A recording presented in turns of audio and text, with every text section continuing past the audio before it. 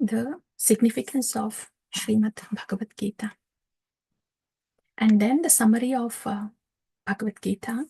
First chapter, second chapter, third chapter, fourth chapter, fifth chapter, sixth chapter, seventh chapter, eighth chapter, ninth chapter, 10th chapter, 11th chapter. Today we will be hearing about the 12th chapter. 1 second.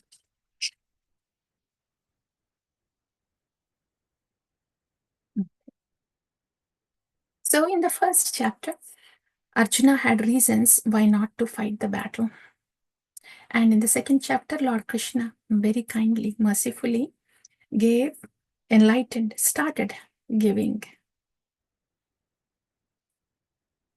opening the eyes of Arjuna. After Arjuna took prapatti of Lord Krishna started bestowing the knowledge, the needed knowledge to Arjuna, to actually all of us through Arjuna. So there, Lord Krishna started giving the reasons. He gave the reasons why Arjuna should fight and also how he should fight to be a Nishkama Karma Yogi. So that we have been hearing from second chapter. We have heard that in the second chapter and continued in the third chapter, also in the fifth chapter. The fourth chapter is about the transcendental knowledge, Jnana. And by the end of the fifth chapter, Nishkama Karma Yoga. The knowledge about the Nishkama Karma Yoga is all given to Arjuna. And now the Lord, at this point, Lord is talking about Gunatita Sthiti, transcendental position, beyond the modes, how to be situated beyond the modes. The Lord is describing that. So, to be situated on that platform, one needs practice to get to that platform. So the Lord was explaining Ashtanga Yoga as a method of practice. That was in the sixth chapter. And in the sixth chapter, we also heard the comparison of Ashtanga Yoga and Bhakti Yoga. And at the very end of the sixth chapter, we heard how Bhakti Yoga is superior to any other kinds of yoga to get to that Gunatita Sthiti, transcendental position. So now it is established that yoginam api sarvesham madgate rantaratmana shraddhavan bhajate yomam same yukta tamo mataha. So it is established that that kind of yogi who is so dearly thinking of the Lord in the core of the heart is the supreme yogi. Now that fact is established by the Lord. Now the Lord starts giving jnana about himself, Bhagavat Jnana. That's how the 7th chapter and till the 12th chapter, like today's chapter, is all about the Bhakti Yoga. So in the 7th chapter, we heard about the Bhagavat Jnana, Bhagavat Tattva, the Jiva Tattva, and different kinds of people that come towards Bhagavan. And 4 kinds of mentalities. When we say people, mentalities. 4 kinds of mentalities that take us away from Bhagavan, and 4 kinds of mentalities that draw towards Bhagavan. Arto, Jijnasi, Ratharthi, Jnani, cha Bharatarshava. Though one comes for the reason of Arti or Atha, even for distress or to want something, one has to slowly transcend that and come towards to the stage of jnana and being and devotion. So those are the stages. Yeah, there can be many reasons why one come towards Bhagavan, but the purpose is to go beyond the very reason why they came for, towards the pure devotional service, not just get stuck there. Stuck there or go away if there is a barrier there. So in that way, we heard about 4 kinds of 4 kinds of needs and 4 kinds of thoughts that take people towards Bhagavan, like that. And we also heard about demigod worship and impersonal worship, like that in the 7th chapter. And 9th chapter also has the same topics, but it also gives the definition of bhakti and also the glories of Krishna bhakti in the 9th chapter. 8th chapter is about prayana kali, the knowledge related to the soul when leaving the body.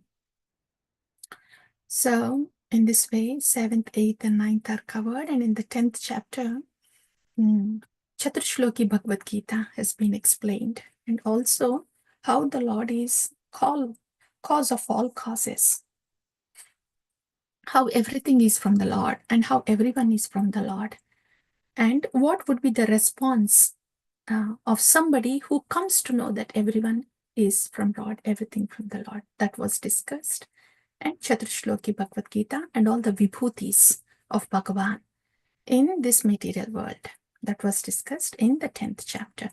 Now that Arjuna heard about the vibhutis, opulences of Bhagavan in this material world, he was requesting the Lord to please show the very same opulences that he has enumerated in the 10th chapter. This is how Bhagavan gave darshan of Vishwarupa in the 11th chapter. And for that, Bhagavan had to give Jnana Chakshu, Divya Chakshu to Arjuna to see that Vishwarupa. So in the Vishwarupa, Arjuna saw whatever he had heard from the Lord. Each and everything that was heard by the Lord, the enumeration, Arjuna saw it and felt it in Vishwarupa. So that we heard in the last session about the Vishwarupa and the who saw the Vishwarupa and who were in the Vishwarupa and Kalarupa aspect of the Vishwarupa. The whole description of Vishwarupa and Arjuna's response to Vishwarupa. After that, his prayers and forgiveness. And finally, glories of Krishna Bhakti. Coming from the mouth of Bhagavan, the glory of Krishna Bhakti is very wonderful. That's what we heard in the last session. Now that the Lord has explained again glories of Krishna Bhakti in the 9th chapter, very, very elaborately, but it does come everywhere a little bit, and it did come in the 11th chapter also. So now that the Lord is mentioning about the glory of Krishna Bhakti in the 12th chapter, now Arjuna has this. Arjuna had heard it all, and this is almost the end, dear devotees, the glories of Krishna Bhakti. For Arjuna and for all of us to hear, this is almost 11th chapter is almost the end of to hear about that aspect, glories of Krishna Bhakti. So now Arjuna is asking, now that Arjuna has heard repeatedly so much about the glories of devotional service to the Lord, now Arjuna has these questions. What questions are that? That we will see in the 12th chapter. I'll share that with you.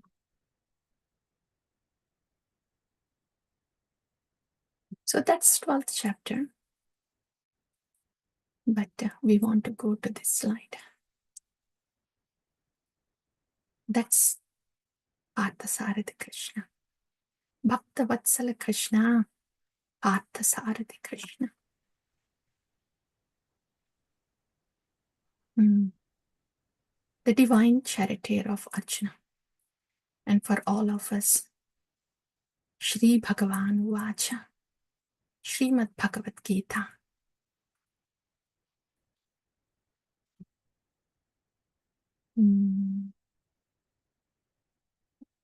Now welcome to the 12th chapter. Hare Krishna, Mataji. Yes, Prabhu. Mataji, this looks like the next 6 chapter slide deck. So you need to open the other one. Yeah. The 13th one.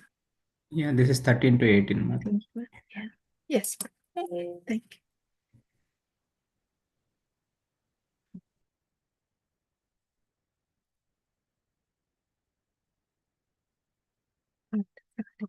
Krishna.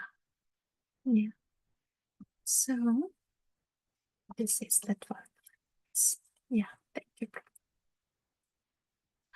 This is Bhakti Yoga. And dear devotees, this will be the last session hearing about the glories of Bhakti. From, glories of Bhakti. Yeah, almost last one. We don't hear so much about it in the next few chapters, but today is about Bhakti Yoga. So, Arjuna, the Lord so beautifully said, this is how you should do devotion to me, Arjuna. Mat karma krit mat paramo mat bhakta sangavachitaha nirvaira sarva bhuteshu yasamamiti pandava. The whole bhakti, how to do it in a nutshell. Lord said it all. And Arjuna heard this. And now Arjuna has these questions. So these are the aspects that we are going to hear. The differences between personal,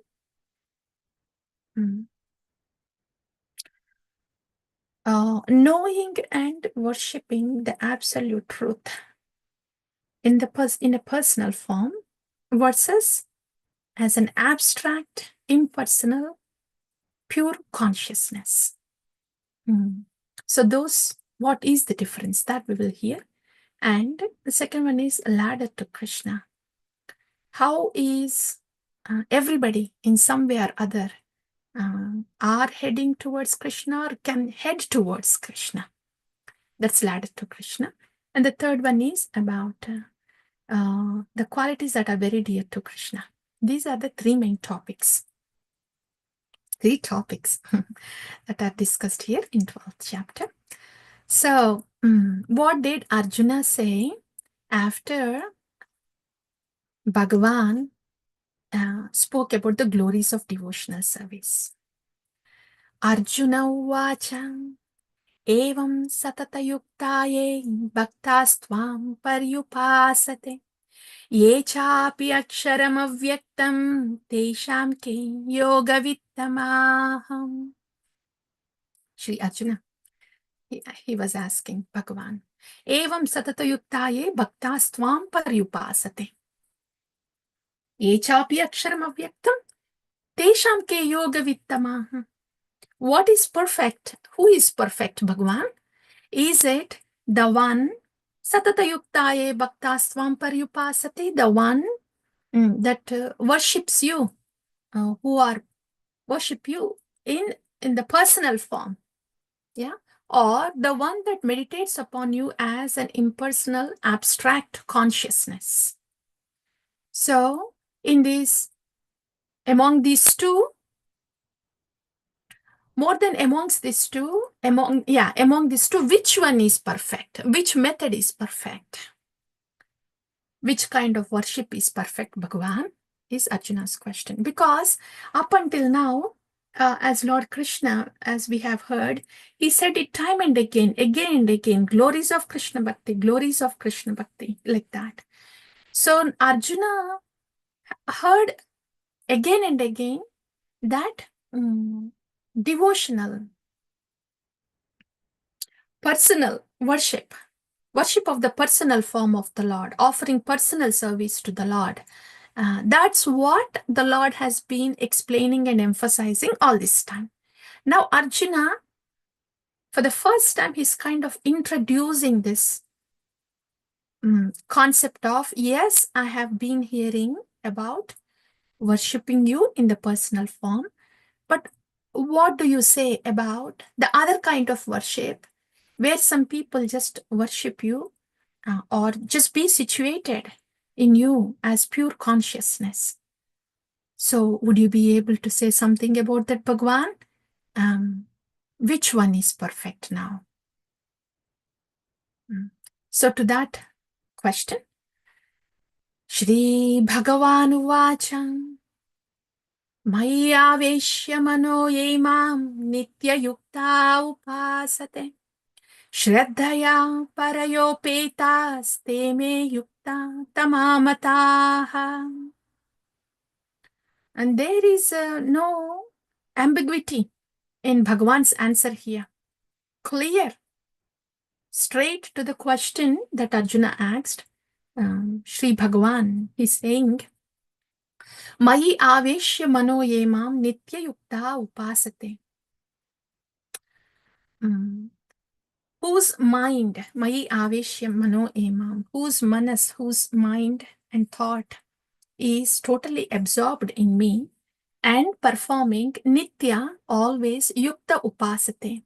So who is always engaged in my devotional service with mind fixed upon me, shraddhaya parayopetas, with great faith, te me yukta tamamataha. That person is considered to be most perfect. Tamamataha. Clear, right? And what does he say next? Yetvaksharamanirteshyam avyaktam paryupasate. Sarvatra gamachintyam cha kutastam achalam dhruvam. Sanniyamendriyagramam sarvatra samabuddhayah. Te prapnuvanti mameva sarvabhuta hiterataham. Klesho adhikatarastesham avyaktasakta chetasam. Avyakta hi gatir dukkham dehavatperavapyate. So Sri Bhagavan's answer is in two sections. In the first one, the Lord made it clear. It is that kind of worship where the mind is fixed upon my form and always absorbed in the devotional service with great shraddha, faith. That worship is considered to be the best. That Bhagavan answered. But what about the next part of the question? That kind of worship where people would just say, Aham Brahmasmi, where they consider absolute truth as pure consciousness with no form at all. Bhagavan is answering about that kind of worship. The Lord is saying, Yet vaksharam anirdesham avyaktam paryupasate sarvatra gamachintyam cha kutastam achalam dhruva. The Lord is describing. See, when we hear this impersonal worship, right? So what is it? And what is it that they think of the absolute truth?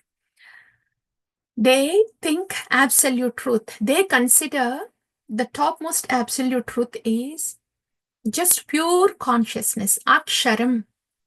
The one that does not have kshara, the one that doesn't have destruction, so undestructible. And though all the worlds get destructed at the end of the time of Brahma, this pure consciousness is never destructed. Anirdeshyam. It doesn't have nirdesha. It is not limited. It is just present everywhere. Avyaktam.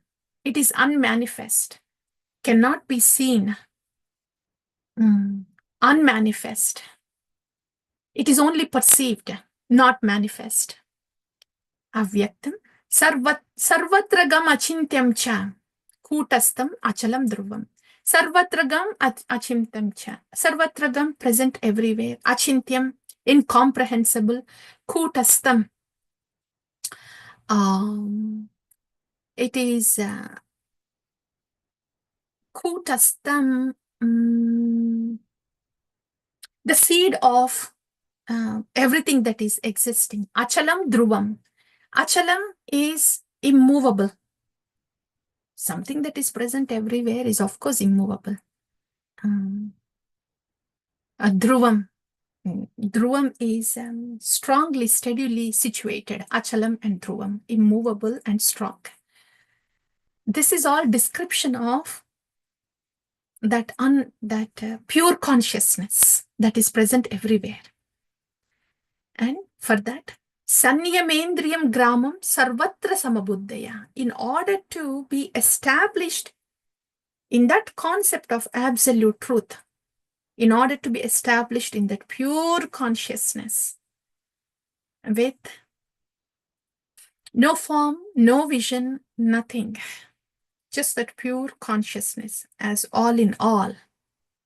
For that, what does the practitioner have to do? What do they need to do? Sanniyamendriya gramam sarvatra samabuddhayaha. Sanniyamendriyam gramam, the sense objects, sense control. Great control over the senses. Sarvatra samabuddhaya. Having equal vision on all the living entities. They also should have it. This is like a prerequisite for any spiritualist. Sense control, so they are not pulled outside to anything externally, including the mind. And sarvatra samabuddhaya, like the Lord just said right here in the 11th chapter, that is nirvaira sarvabhuteshu sarvatra samabuddhaya. These are like, basic requisites for any spirituality to be established on a spiritual platform. These are the like mandatory requisites. Otherwise, it's not possible to be established, to stay on a spiritual platform without these things. And the sense control. When the senses are pulling outside, how can the journey go on within, internally? When the senses, including the mind. So sanniyamendriyam gramam. Complete control over the senses. And this includes the mind. Even let it be Ashtanga Yoga or Jnana Yoga. These are requisites. Sarvatra samabuddhaya. Having samabuddhi, equal vision on all the living entities. And there's no concept of raga, dvesha, friend and foe here when we hear that it is sarvatra samabuddhaya. So they also have to have these requisites in order for them to be situated in that consciousness, pure consciousness. Te prapnuvanti mameva sarvabhuta hite rataha. So one who does this, they also come to me. They also achieve me. They also do that. But klesho adhikatarastesham avyaktasakta chetasam. But to be able to take that route is filled with a lot of difficulties. So we just heard the qualities. But what do they actually do? It's like this. We heard this in the 6th chapter only when we heard about the comparison between the Ashtanga Yoga and Bhakti Yoga. Nishkama Karma Yoga, Jnana Yoga, Ashtanga Yoga, Bhakti Yoga 4, right? In Bhakti Yoga, it's straightforward. We have a deity form and for us, the deity is Bhagwan. So the Tan, Mana and Buddhi, all of it, body, mind, and intelligence, this is all now towards the Lord that is present in the form of deity and the holy name. So we consider the deity as the transcendental form, as the form of the Lord that is in the heart. That is in Bhakti Yoga. So Bhakti Yoga is about the form of the Lord with the qualities of the Lord and all the practices directed towards the form of the Lord and the name of the Lord in order to revive our relationship with Bhagavan. That's Bhakti Yoga. And the Lord already said that is the best. That we are clear. So what about this the Lord is describing here is the Jnana Yoga. For Jnana Yoga or Ashtanga Yoga, they have to do this. Sanniyamendriyam gramam sarvatra samabuddhaya. They have to have the sense control, including the mind. For that, in Ashtanga Yoga, they do, yama, niyama, asana, pranayama, pratyahara. Yeah, all that. And then they will start meditation internally onto the Paramatma. For Jnana Yoga also, it is very similar. In the traditional Jnana Yoga, for them who wants to merge into Brahma Sayujya Mukti, merge into Bhagavan. See, this pure consciousness means Brahman effulgence. How can they merge into the Brahman effulgence? Both Ashtanga yogis and Jnana yogis, they have to withdraw the senses, including the mind, and then they have to go internally, focus within. And Jnana yogis, their focus is on the consciousness of the consciousness or effulgence that is coming from the Lord. That is their focus, right? So that is their focus. And if a Jnana yogi is perfect, is able to, and is successful, then they would enter into the effulgence of the Lord. That's for a Jnana yogi. So the Lord is speaking here about the goal of this Jnana yogis, which is the effulgence of the Lord, or the consciousness, pure consciousness of the Lord. To be able to head that way, take that path of controlling the senses and the mind and focusing on just the effulgence or the consciousness of pure consciousness, the Lord is saying it's very difficult. Yes, merging into the Brahman can happen through this way of worship, but it is very difficult. Klesho adhikataras tesham. That's what the Lord is saying. Yeah. And regarding the Nishkama Karma Yoga is ultimately to get into one of these yogas. The Nishkama Karma Yoga is the initial part when they are in the society with the people. Then they perform the work without any desire for the fruit. But if they are serious to either get Paramatma realization or to merge into the Brahman, they will have to isolate themselves from the society and get into this practice of Ashtanga Yoga, either for the Paramatma realization or to be established into the Brahma Jyoti. So Nishkama Karma Yoga is just a preliminary step for these Jnana Yogis and Ashtanga Yogis. And the procedure for the Ashtanga Yogis and Jnana Yogis is similar. Yama, Niyama, Asana, Pratyahara, Pranayama, Pratyahara initially. Procedure is the same. But what is it that they are meditating upon internally? That is different for the Jnana Yogi and Ashtanga Yogi. For Jnana Yogi, they would just, when they are successful and when they are able to get onto the Brahman realization, they just merge into the Brahman because they think that is all in all. That is for the Jnana Yogis. But for Paramatma realization, they go beyond to see where this Brahman effulgence is coming from. Where is this origin of consciousness? That's how they will have Brahma Samsparsha, Paramatma realization. So that is their goal. But the procedure is the same. That's about the other two yogas, about Ashtanga Yoga and Jnana Yoga. Here the Lord is describing about this Jnana Yogi and how much he has to go through the difficulties that are present in his path in order to realize that he is pure consciousness. That path is full of difficulties. Klesho adhikataras tesham. Why like that? Because we are present in this body. We are embodied.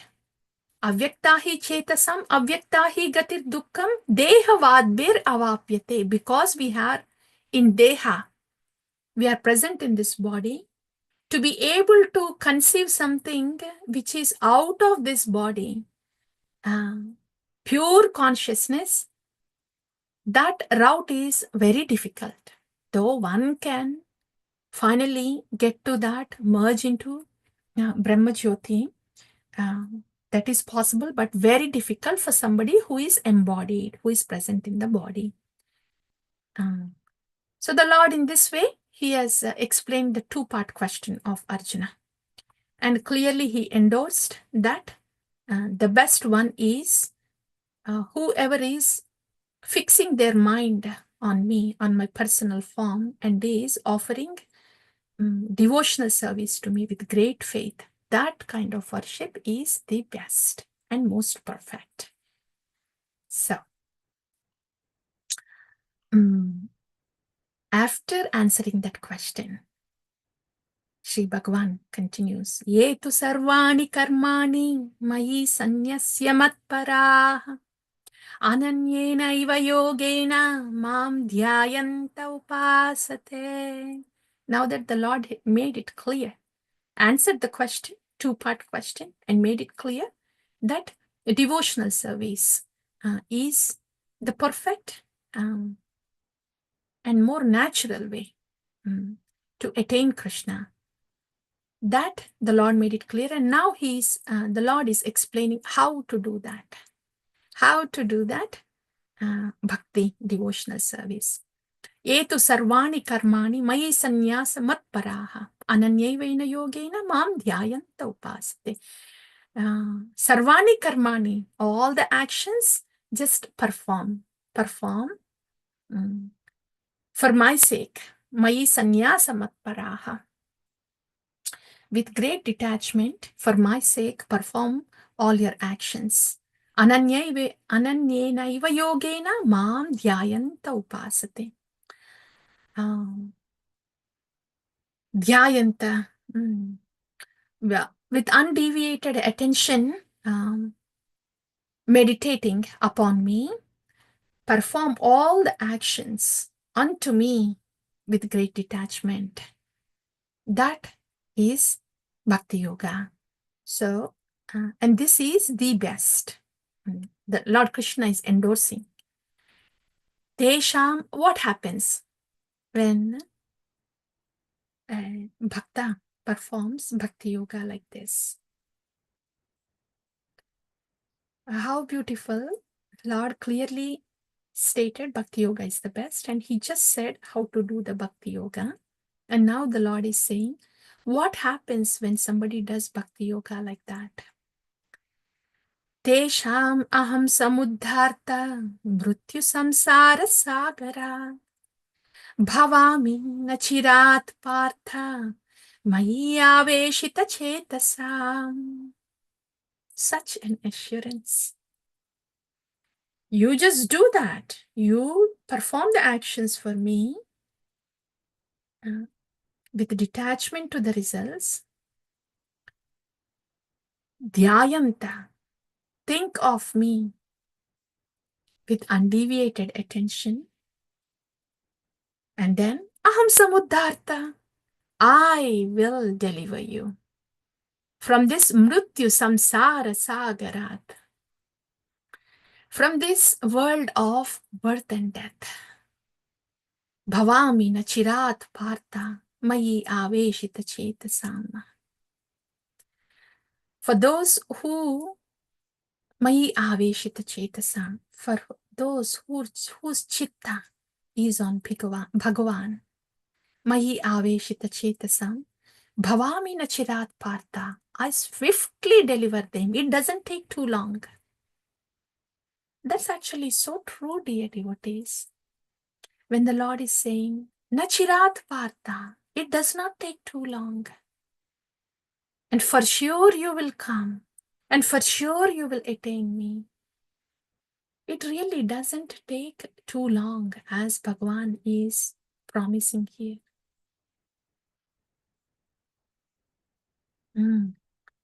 For those who is Mayi Aveshita Chetasa, whose chitta is completely absorbed on Krishna.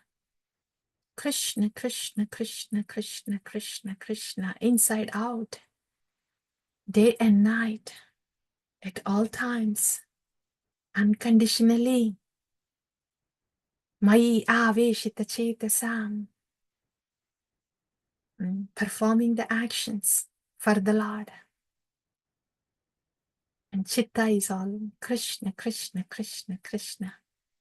Then bhavami na chirat partha. It doesn't take too long, partha, for them to obtain me. I am the swift deliverer for them. Tesham aham samuddharta mrityu samsara sagarhat. Bhavami na chirat partha mayi aveshita chetasam. And now, so that's about the answer to what Arjuna has asked, right? About what is the best kind of worship. Is it the Bhakti Yoga, worship to your personal form with the attributes Nama, Rupa, Guna, Leela, or the different kind of worship where there is no Rupa, Guna, Leela, but just pure consciousness and merge into the consciousness? Which one is the best? The Lord said Bhakti Yoga is the best, and he explained how to do the Bhakti Yoga. And what would the Lord do, how he rescues those who are doing Bhakti Yoga. So that's the first section. And coming to the next one, this beautifully the Lord said, Mai aveshita chetasam. For those whose chitta is absorbed in me, I am the swift deliverer. How many people are able to be absorbed in the Lord? So naturally, spontaneously, with great love, inseparably, uninterruptedly. How many? How many? Yeah, not too many, right? Because that's devotion. That's pure devotion, which is not easily obtained. Not easily obtained. So then, what about us who are not there yet? Sounds so wonderful, so beautiful to be able to be in the aveshita, mayi aveshita chetasam, to be able to be absorbed in the Lord very naturally, very naturally, very naturally, with great attachment and love, great attachment and love, to be absorbed in the Lord like that. It is so rare, but Gauranga Mahaprabhu, when Bhagwan decides to come and distribute this rarest form of bhakti, which is pure bhakti, pure devotion, when Bhagwan decides to just distribute this rarest form of bhakti, pure bhakti, and that is Gauranga Mahaprabhu. That's Gauranga Mahaprabhu. And how is he distributing this? Pure bhakti. Golokera premadana harinama sankirtana. Hare Krishna, Krishna Krishna, Hare Hare. Hare Rama, Rama Rama, Hare Hare. Gauranga Mahaprabhu, Sri Bhagavan, when he is distributing this, his own nama, he's also giving great attachment to the nama and love for the nama when he's giving this Harinama Mahamantra to all of us. And that is why the most munificent, magnanimous incarnation of Bhagavan is Gauranga Mahaprabhu. He's not only giving himself to us, but also he's also giving the love for the Lord, giving himself and preeti for him. And that's Gauranga Mahaprabhu. Yeah. So, for us to be able to come to this platform of pure devotion in Kali Yuga, it's pretty clear. It's such a rare kind of devotion, pure devotion. But in Kali Yuga, it is in the form of Kalikala Nama Rupe Krishna Avatar Golokera Premadana Harinama Sankirtana. So that rarest form of bhakti is freely distributed by Bhagwan himself in the form of Gauranga Mahaprabhu. That we want to remember, dear devotees. So now, Lord Krishna, having described the spontaneous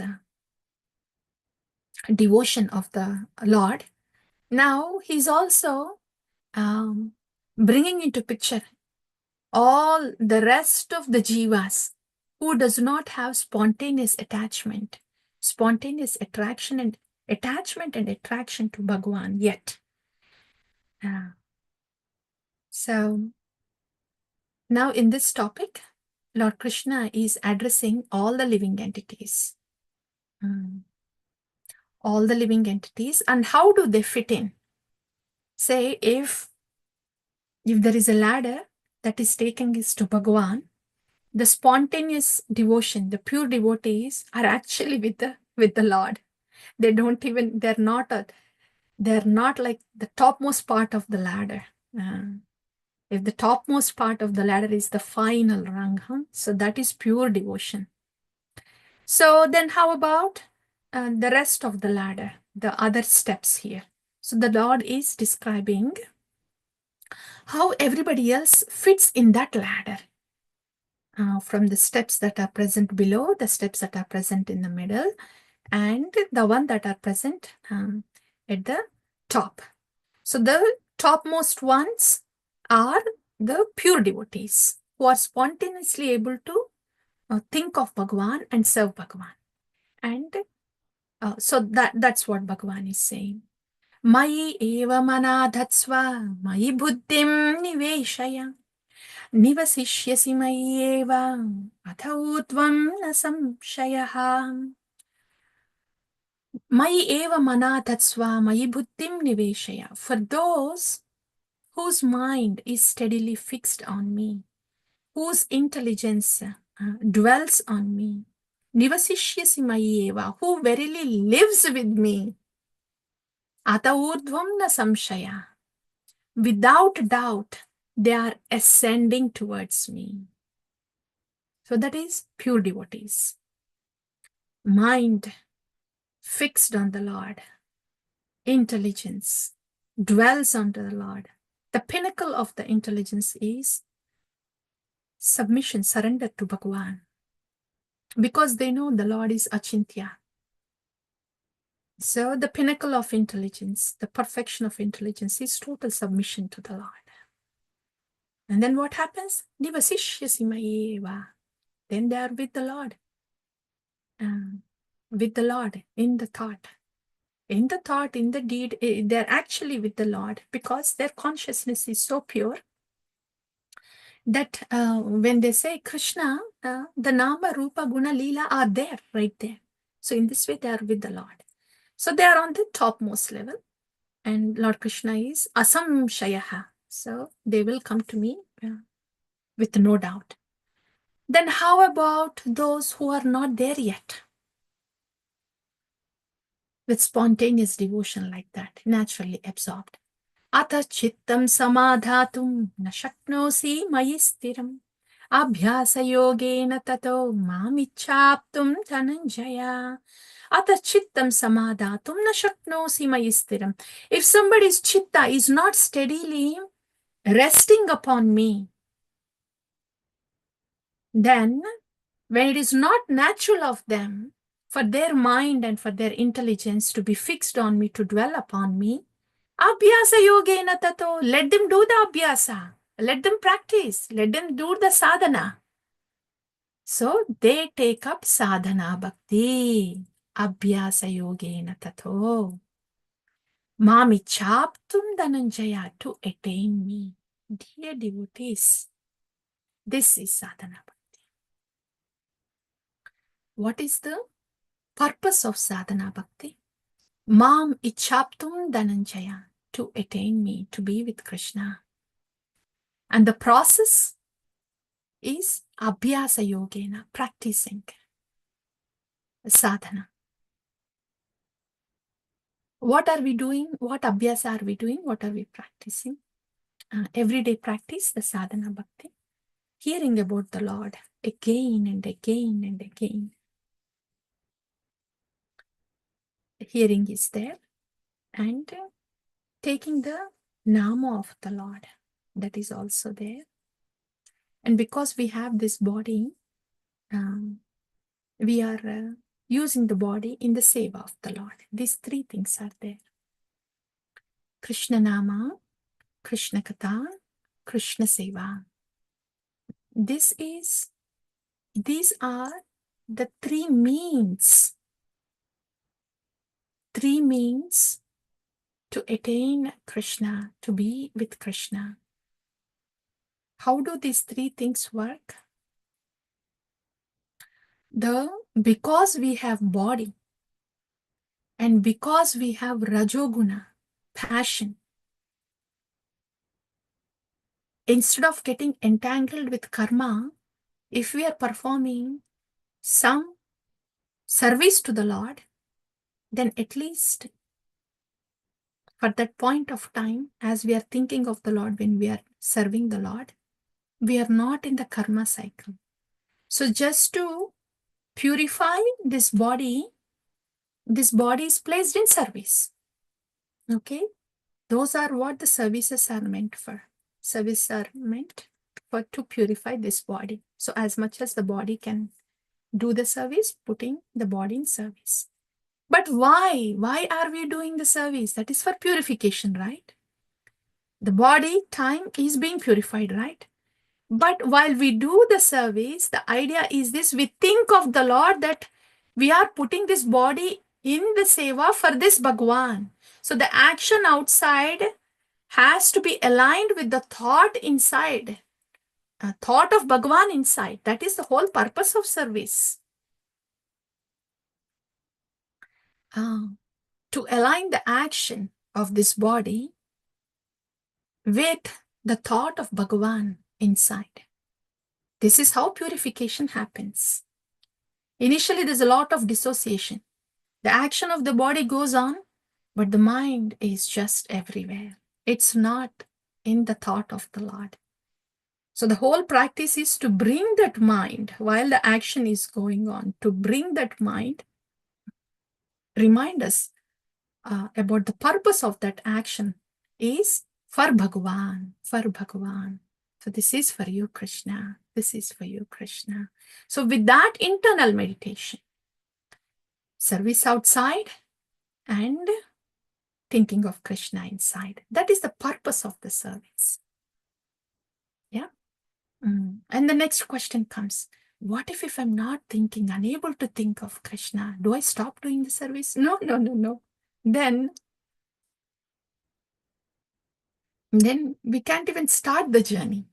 At least keep the action going, keep it going and bring the mind there. If we stop the action, then the chance for the mind to bring to the action is also gone. So keep the action going and bring the mind to whom we are doing this action for. That's service. Okay. And Krishna Katha. Why are we hearing about Krishna?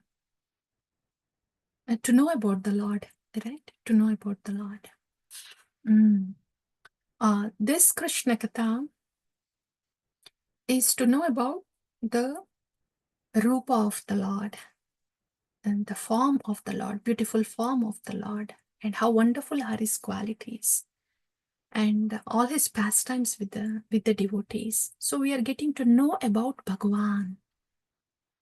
about Bhagavan, his energies, his bhakti. So that's why we hear Krishna Katha. Then, is that it? Just knowing about Bhagavan? Mom, Ichaptum Dhananjaya, attaining Krishna, to be with Krishna, when would that happen?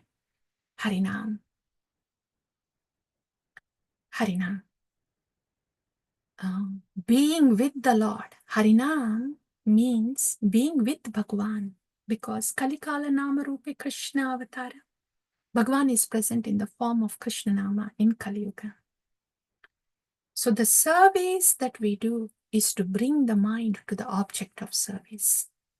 And the katha that we hear, Krishna Katha, the knowledge that we receive about Bhagavan is to bring us to this point of being with Bhagavan, perceiving Bhagavan.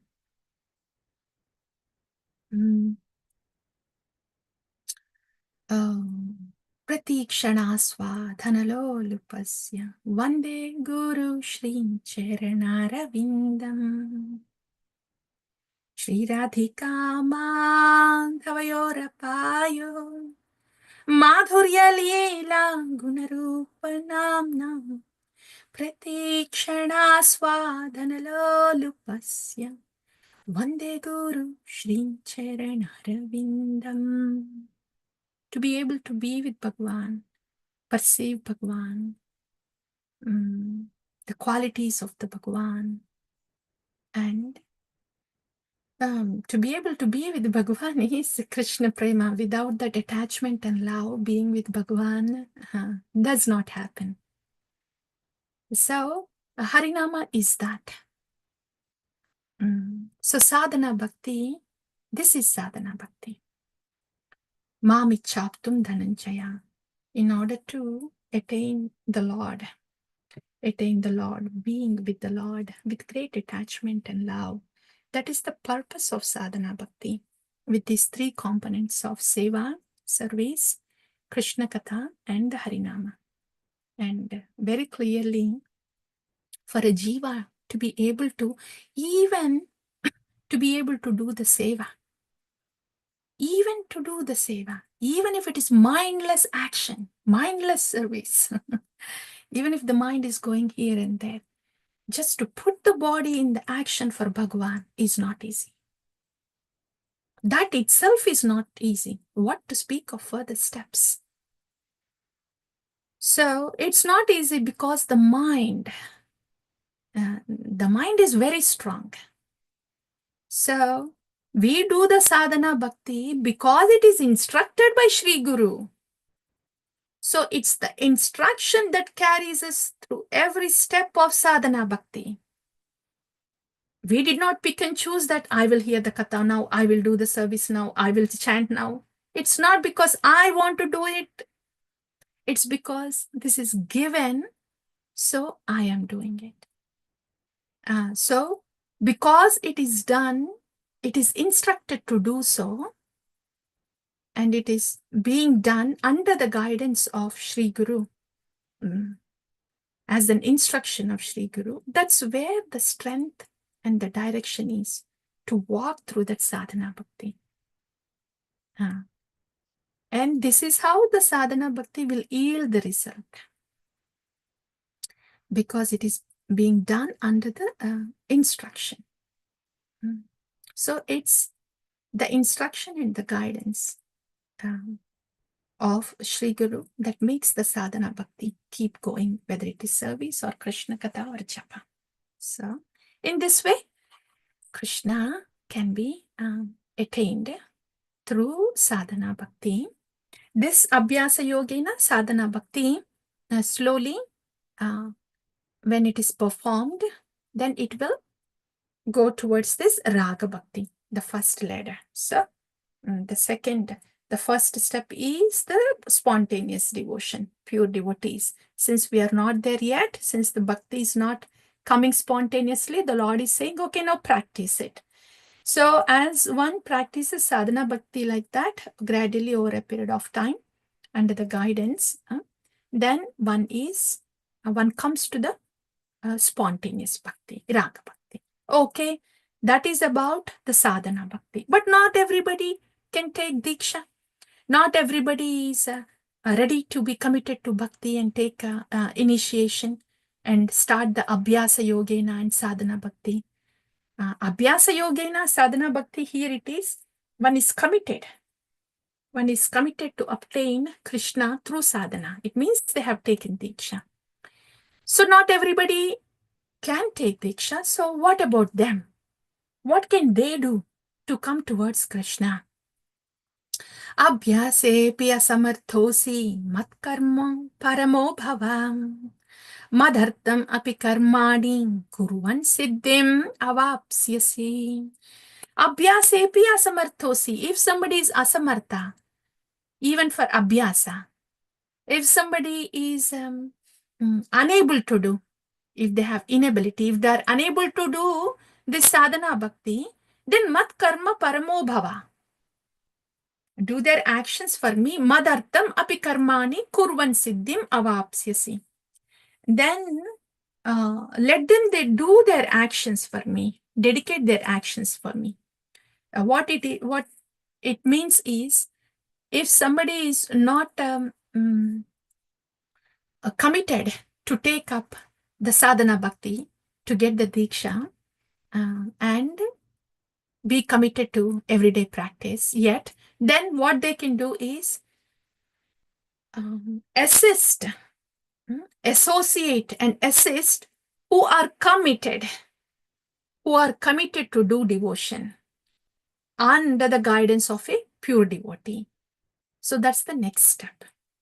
So all those devotees that are not initiated yet, but are practicing bhakti along with the initiated devotees, they belong to this category here. They are in the third step. They're wanting to do bhakti, but they're not committed yet. So they are assisting the devotees who are performing the services under the guidance of a pure devotee. So that's the next step. But not everybody is coming and assisting the devotees. Then what about them? Shreyo hi jnanam abhyasat jnanat dhyanam visishyate dhyanat karma palatyagas tyagas shanter anantaram. If one is not attracted to bhakti yet, though they have not taken initiation, these devotees who are not initiated yet, but still wants to do bhakti with the devotees. So they are attracted to bhakti. Very fortunate, dear devotees. At least they are attracted to bhakti.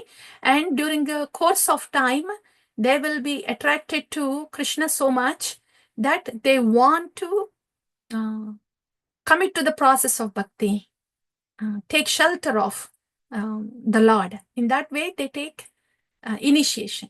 And during the course of the time, these devotees who are initiated, as they do the sadhana bhakti, then they will be blessed with spontaneous devotion. So these three categories, they are blessed.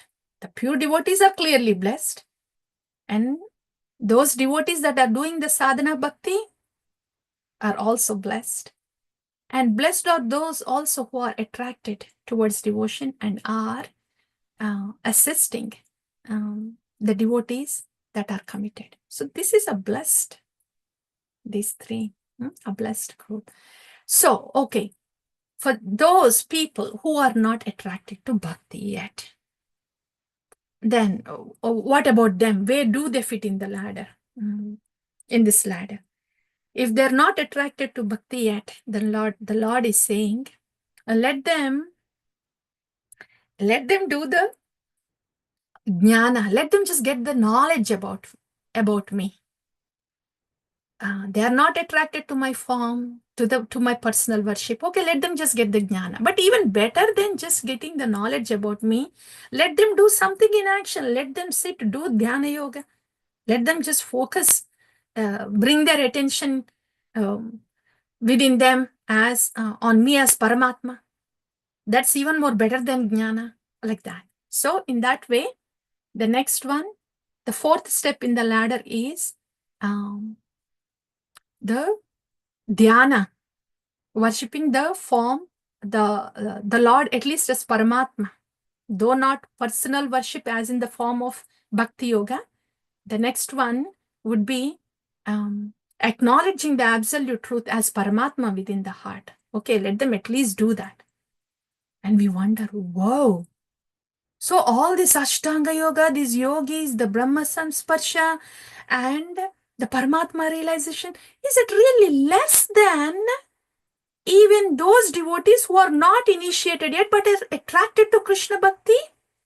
This is what the Lord is saying. How fortunate. How fortunate that the devotees are attracted to offering personal service to the Lord, to revive their personal relationship with the Lord, is far more superior than the Dhyana Yoga, where there is only realization of the personal aspect of the Lord. That's all. So how fortunate is our position? So, like that. So, if one cannot do the Dhyana Yoga, okay, let them just get some knowledge about me. Jnana Yoga. That's the one step below than Dhyana Yoga. Getting knowledge about Krishna is difficult. And then the Paramatma. Wanting to realize Paramatma is even more difficult. And I don't know about these Hare Krishnas. They are so fanatical and sentimental. I don't understand about this Krishna Bhakti. They have no attraction for Krishna. Okay. They are very much puzzled and bewildered about what the devotees do, what the devotees think. Then where do these people fit in the ladder? Okay. Since you are so bewildered and you don't really understand about this devotion, okay, you can put it aside. Since you think that you can't do the Ashtanga Yoga and can't even perceive the Lord as a person form, okay, you leave that aside. And you think, why God? Why can't I just be a good person? Why can't I just do some charity work? This is Manava Seva, Madhava Seva. The Lord is present in these human beings. I will just help these human beings. I will do the charity work. I will do service for this humanity. You don't have to bring up this topic of God here. It is too complicated for me, too confusing for me. I lose my mind. I don't have any mind to think of Bhagavan. So for those people who are unable to comprehend about the absolute truth in any way, not even to know about them, then just do some charity work.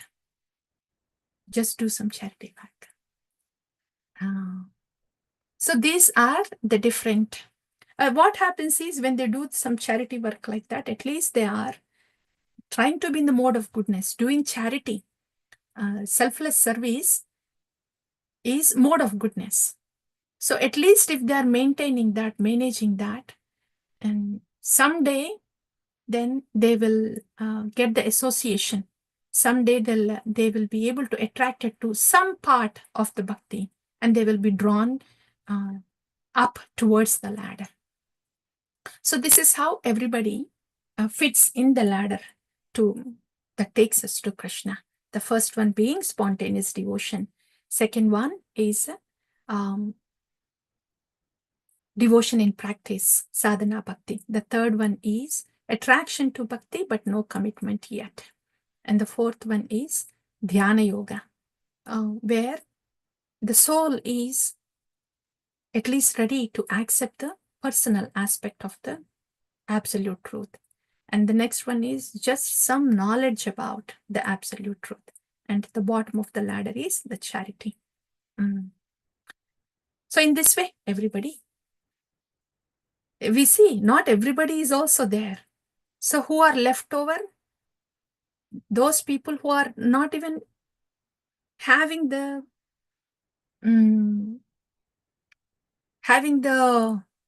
desire to do the charity work. I means those souls who are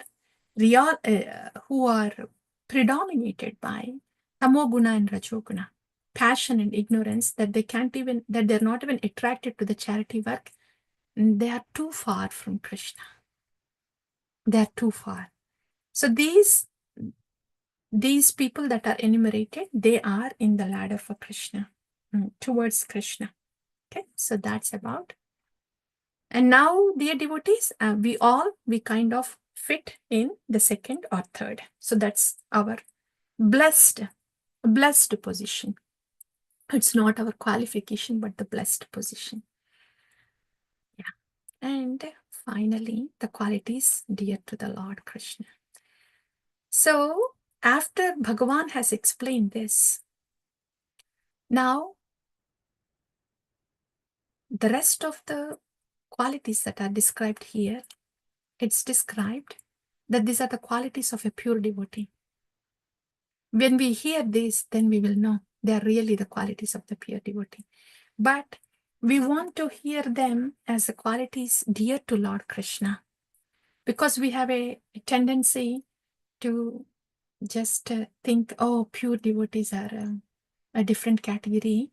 So we don't know when that will happen to us. Like that, we may think.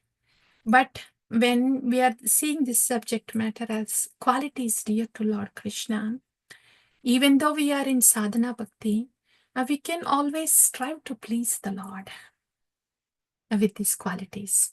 So on that note, let's hear what are those qualities that are dear to Lord Krishna. And the significance about these verses that we are going to hear is, dear devotees, though we are very much influenced by the ignorance and passion, if we are putting any effort in this direction of what we are going to hear, the qualities dear to Lord Krishna, that will very wonderfully pull us out from tamoguna and rajoguna. When we say, oh Lord, I want to do this for you because it pleases you, with that intention, with these qualities, if we are striving towards these qualities, then that will be very helpful to us. So let's see what those qualities are.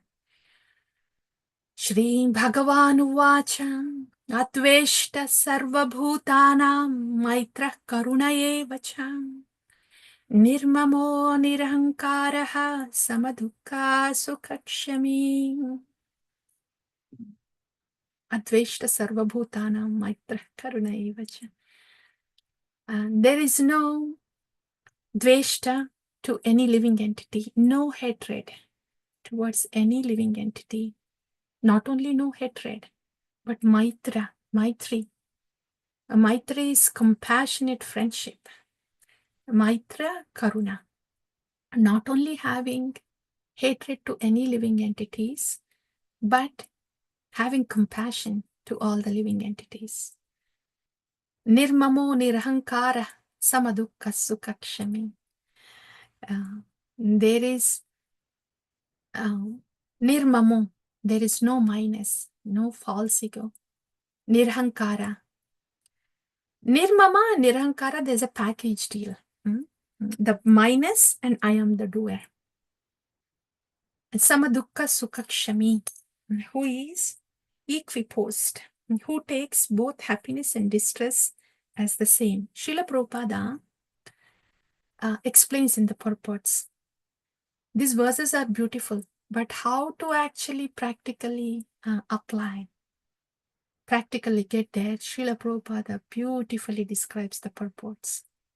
Dear devotees, Sri Bhagavan Uvacha is very wonderful in Bhagavad Gita, but Srila Prabhupada Uvacha is our life-saving path towards understanding and application of Sri Bhagavan Uvacha.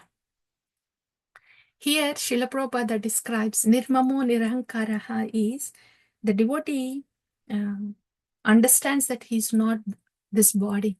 He's not on a bodily platform. And he does not really gives much importance to the pleasure and pain that happens to this body. And that's what Srila Prabhupada says for that verse. Santushta satatam yogi yatatma drida nishchayah Mayi arpita mano buddhe yomat bhakta same priyaha. The devotee is always satisfied. Satatam santushta. Always satisfied in loving devotional service to Krishna. Yatatma drida nishchayaha. Very much determined. Srila Prabhupada says, the devotee is a mystic because he is very determined to carry on the instruction that is given to him. In this way, devotee is a mystic. Yatatma drida nishchaya. Mayi arpita mano buddhir yo mad bhakta same priyaha. The mind and intelligence is arpita, completely dedicated to the Lord. This devotee, Yomat Bhakta Same Priyaha. So this devotee whose mind and intelligence is completely dedicated to me and whose determination is fixed on me and who is always satisfied, that devotee is dear to me, says Lord Krishna. Santushta Satatam Yogi. Always being satisfied is actually the quality of Sattva Guna. But it doesn't stay long in this world. One cannot stay in Sattvaguna all the time because we will hear the moods are in competition. So as Srila Prabhupada is explaining in his purport, always staying satisfied because we are given the devotional service, staying satisfied in the devotional service. Always being grateful and satisfied that we are given shelter and that we are being engaged in the seva. So there is no reason for dissatisfaction at any time for the devotee. At any time. Santushta satatam yogi. Because we are given this bhakti lata bija, we are given this shelter, we are given this seva. So where is the reason to be dissatisfied? Where is the reason to be morose? Where is the reason to be sad? Yasman no dvijate loko, lokan no dvijate chayaham. Harsha marsha bhayodvegair muktoya same muktoya sachame priyaha. Yasman no dvijate loko lokan no dvijate chaya. One who is not dvijate, not agitated by others and do not agitate others. And one Harsha marsha bhayodvegair muktoya sachame priyaha. One who is liberated from Harsha, Marsha, Bhaya, Udvega. Harsha, happiness, distress, and Bhayam, fear. One who is free of these and one who does not agitate anybody or gets agitated by anybody, then he's very dear to me. Whoa. This is really a pure devotee, right? This is really a pure devotee. Not being agitated by anybody and not agitating anyone. How can we even try to get there? You know, this accountability, when we take that accountability, at least the first step, take the accountability. I am. Nobody's really agitating me from outside. And I take the accountability. And I do not want to be agitated. So when we take the accountabilities, it may look like the agitation is coming from outside, the infliction is from outside, the disturbance is from outside, but that's not the case. It is within me. That is accountability. When we do that, then we realize, oh my goodness, yes, I took the accountability. It is within me. I don't really want to see it as somebody doing to me, but how do I handle this? How can I absorb? How can I tolerate? How can... that is not very easy. So much to just take that within, to absorb all that, and to be in harmony with it, to be in peace with it. And not only that, santushta, be satisfied, and have great attachment to the Lord. All this is not easy. But the first step is to at least take the accountability. Then we will know, oh my goodness, I took this accountability. Where is the strength? How can I get the strength now? Then we will look for it. Look for the source of strength. Look for the source of solace, everything. Until then, we will just take everything light because we are dissipating everything to outside. Okay, we didn't close the shutter yet. So that's why it takes time for us to take shelter of Krishna, take shelter of the holy name, because we are still looking out there, outside, as somebody doing it to us and trying to fix that something from outside. But when we take the accountability, then we will see that we need the strength, not just the strength, we will need many things. Then we will strive in that direction of what we need. Then we will slowly get to this state. Harsha marsha bhayodvegair mukto yassa cha me priyaham. Anapeksha suchirdaksha udasino gatavyatah. Sarvarambha parityagi yumat bhakta same priyaham. Anapeksha, not much apeksha to the external proceedings of this world. That's beautiful. That can really help us to get to this internal state. Anapeksha, not attaching much significance to this external proceedings, just doing what is needed, but not attaching and getting entangled to the external proceedings. Anapeksha and udasina, gatavyataha. Then suchir daksha. Suchi is clean, daksha is perfect. Clean, not just external clean. Internal clean. Clean is only one thing. Pavanam pavanebhyopi, completely filled with Krishna. Who is the cleanest? He's the clean. Suchir, and daksha is perfect.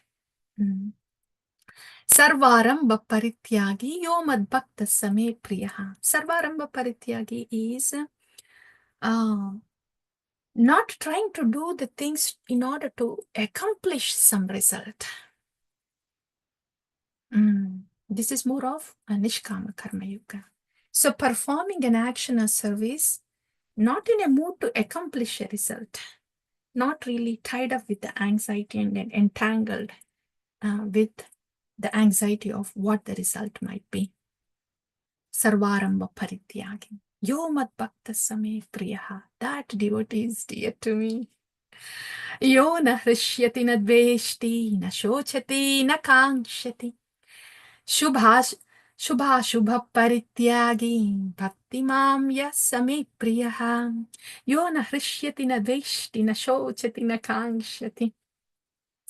One who does not rejoice, hrishyati, na dveshti, does not rejoice and does not hate. Na shochati, na kankshati. And does not hanker for and does not lament. Shubha parityagi has given up this concept of, oh, this is auspicious, this is inauspicious. This is so much of anapeksha, as the Lord mentioned, not much entangled, involved with the externals, not rejoicing with anything that is happening from outside, not hating anything and that happens outside. Na shochati, na kangshati. Nothing really, no desires of what to do externally, and no lamenting about what's happening externally. Shubha Shubha Parityagi. And not really placing great importance to anything as good or bad. There is only one auspicious thing, one auspicious thing, that is loving devotional service to Bhagavan. And any other thing is not a consideration of being auspicious or inauspicious. This puja, that puja, this thing, that thing, anything, Shubha Shubha Parityagi. No consideration to anything else other than pleasing Bhagavan. That's the final one. Sama shatrau cha mitre cha tatamanaapamanayoh shitoshna sukhadukkeshu samasanga vivarchitaha. Being equal to shatru, enemy, to mitru, to a friend. Shatru and mitra. Tada manapayam manayo. Being equipoised, equal in both honor and dishonor. Dear devotees, when we are doing bhakti in this path of devotional service, when Bhagavan is saying that being equal both in honor and dishonor, it means the dishonor will come. It's not may come. Dishonor will come. Dishonor can come anytime. And if we think it is only the honor that will come because we are trying our best in bhakti, because we are doing our service with good intention, even if we are doing the service with good intention, dishonor will come. It's not just may come, it will come. Even if the intentions are good, even if it is pleasing to Guru and Krishna, it will come. Dishonor will come. Dishonor will come, blame may come. Not may come, will come. Then the Lord is saying, Tata mana apamanayo. Being equipoised when the honor comes and also when the dishonor comes. That's not easy. Not at all easy. Especially when you are serving with the best of your intention, with the best of your capacity, when you are misunderstood, when you are blamed, when you are dishonored, what will drive you further in bhakti? What will take you further in bhakti? But those are the times where we find the real shelter and anchor and really get grounded there. So these things will happen in devotional journey. To bring us to this state of being equipoised, both in honor and dishonor. This is important. Huh? So it's not about trying to prevent the dishonor. It's not about not wanting dishonor. These things will come. It is about being equipoised when there is honor and dishonor.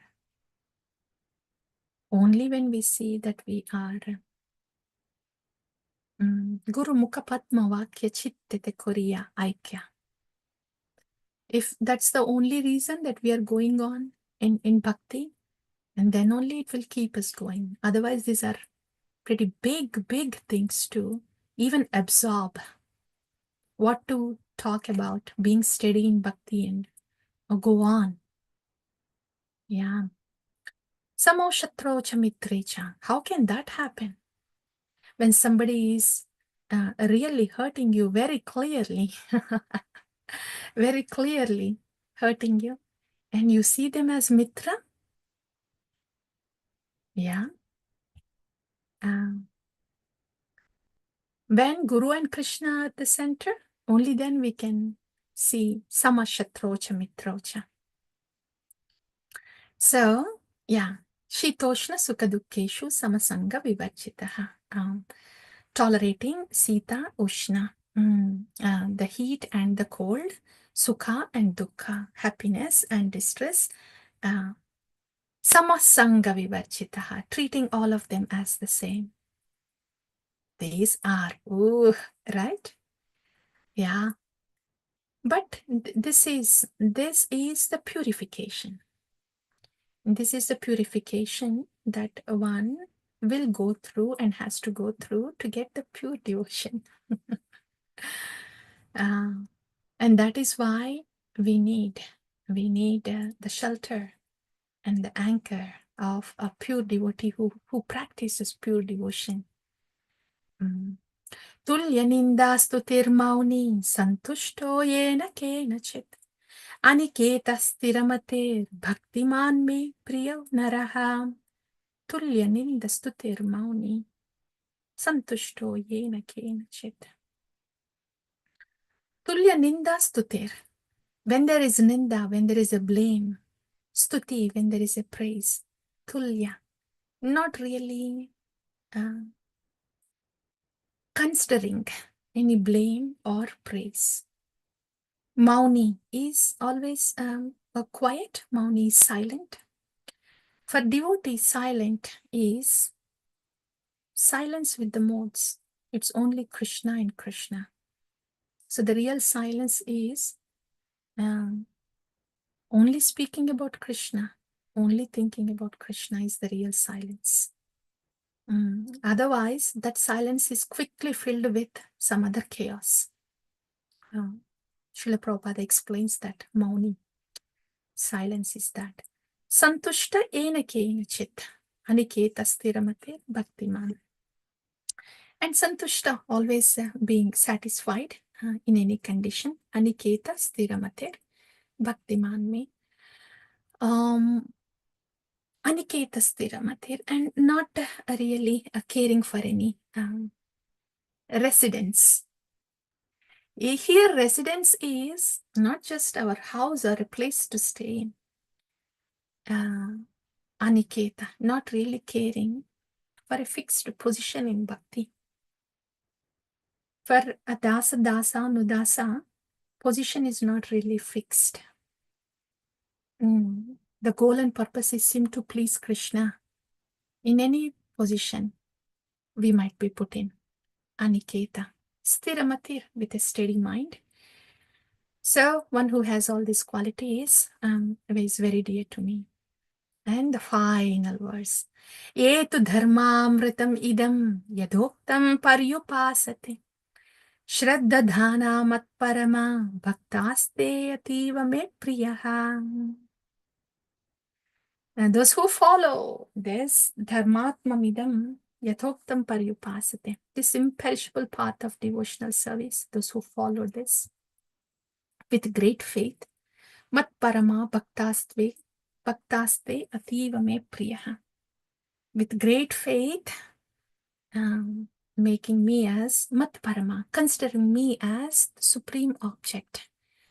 And so that devotee who considers me as a supreme object and takes all this, take this path of devotional service, impersonal, imperishable devotional service, and practices it with great faith, that devotee is very dear to me. That's all. So these are the qualities that are very dear to the Lord. Actually, we just touch based each verse because this is all we could do in this given time when we are just summarizing the whole chapter. But these qualities that are dear to the Lord is these are more like a compass to see if we are heading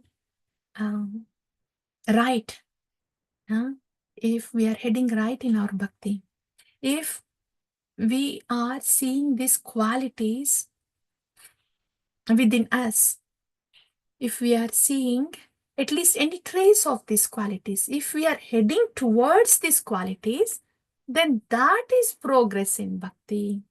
That is deepening in bhakti. That is getting closer to Krishna. That is getting steadier in bhakti. So it's the qualities that determine how our bhakti is going. Not so much about the quantity that we do, not so much about how much we talk also, really, and not so much about how much we know,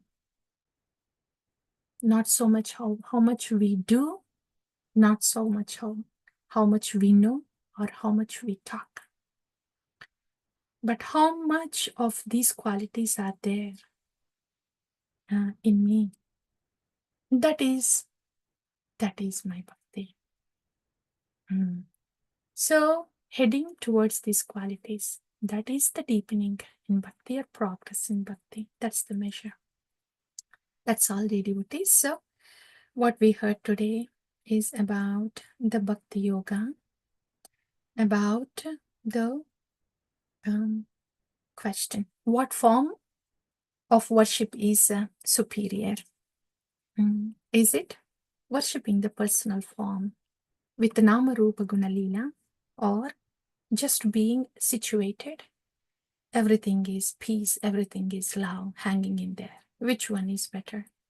To that, the Lord has answered the question that the devotional service is the best and is perfect and it's natural. And then the Lord described about how to do it. And the Lord also beautifully explained what he does to those devotees who are doing the devotional service, how he acts as a swift deliverer. And after that, we heard about the ladder that takes us to Krishna, ladder to Krishna.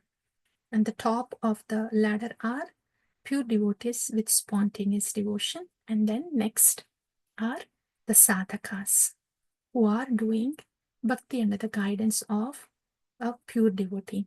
And the third in the ladder are aspiring devotees. And the one that's below is the dhyana yogi, who is at least acknowledging the personal form of absolute truth. And the next below that is jnana yogi, who is at least getting to know about the absolute truth. And the next below is those person who is wanting to help others, not, yeah, not attracted or to the transcendence yet, but just in the mood of goodness, wanting to help others. So those in the ladder to Krishna. And then about the qualities dear to Krishna. We have heard them all, the qualities dear to Krishna. And there we heard that these are the measure of the quality of bhakti that we have, and the depth of bhakti we have, and the compass for our progress in bhakti, because these are the ones that are dear to Krishna. Okay, that's all, dear devotees. Thank you all so very much.